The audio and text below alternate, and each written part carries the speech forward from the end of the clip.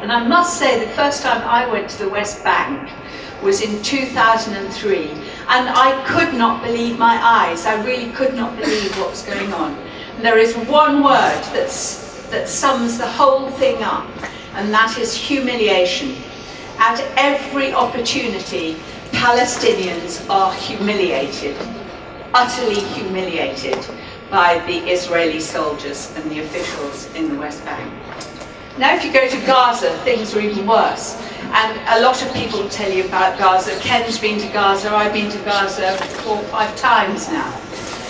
The thing that worries me most about Gaza is because there is very little food, the children are malnourished.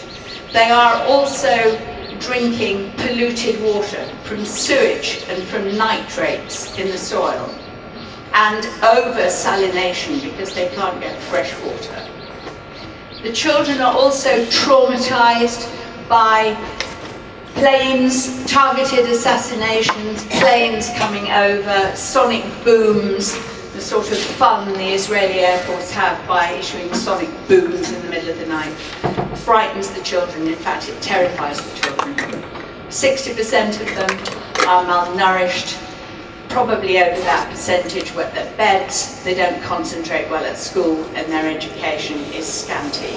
Their nutrition is appalling. Now, it seems to me that given and including the imprisonment that is Gaza, they can't get in or out, that is setting up a school for terrorism for the future. What are those children going to do? It is a nightmare world to them. And I haven't mentioned East Jerusalem. I'm sure Ghada, you will mention East Jerusalem. But the one other factor I want to mention is what is happening to Arabs within Israel itself. They are discriminated against in so many ways. You can look it up on websites. There are so many laws that makes their life of a lower standard than that of Israeli citizens. For a start, there's the one big one called the law of return. Any Jew from anywhere in the world can go back to Israel and settle, or can go to Israel, never having been there in their lives. But those people, like Ghada's family, for instance, cannot go back to Israel, where their villages were before 1948. They cannot even visit without a great deal of trouble, and as far as I'm unaware of people being able to visit. So the law of return in Israel applies only to Jews. And as you know, there has been a big fuss recently because the Jewish constitution is being changed and it is being declared a Jewish state for Jewish people. And if you don't like that, and of course a lot of Arab Israelis do not like that, well then you're supposed to get out.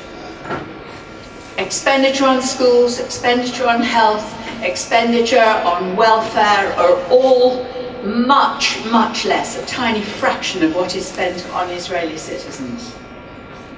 It is discrimination of the highest order, and the Arabs in Israel have a very difficult time indeed.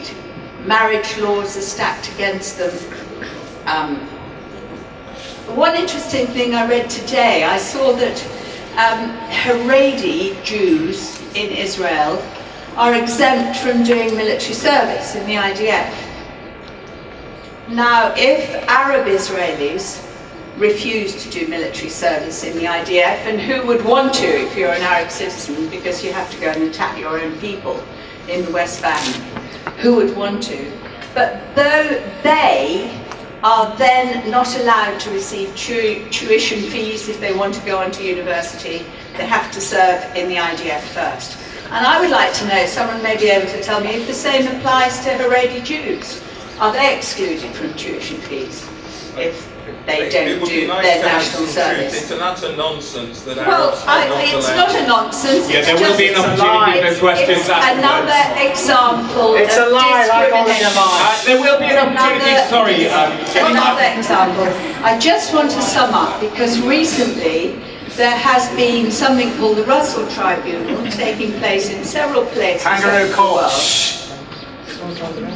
with a lot of international lawyers and eminent people taking part, and I will just read you what its summary says at the beginning. It will take me a minute or so.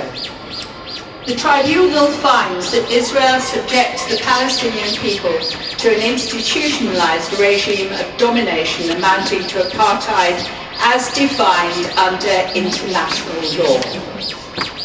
This discriminatory regime manifests itself in varying intensity and forms against different categories of Palestinians depending on their location. They declare it is apartheid. And one final word I would say, it's squeaking, there's a mouse in it, never mind.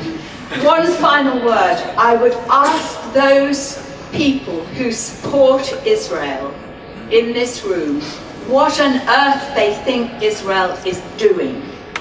In the long term, they have lost all their allies in the Middle East.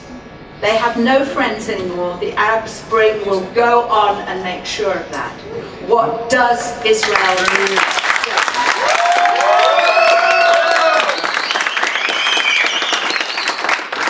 Thank you very much indeed, Jenny. That was fantastic hearing you. I will just advise everyone in the room that there will be an opportunity for questions after all of these contributions from the panel.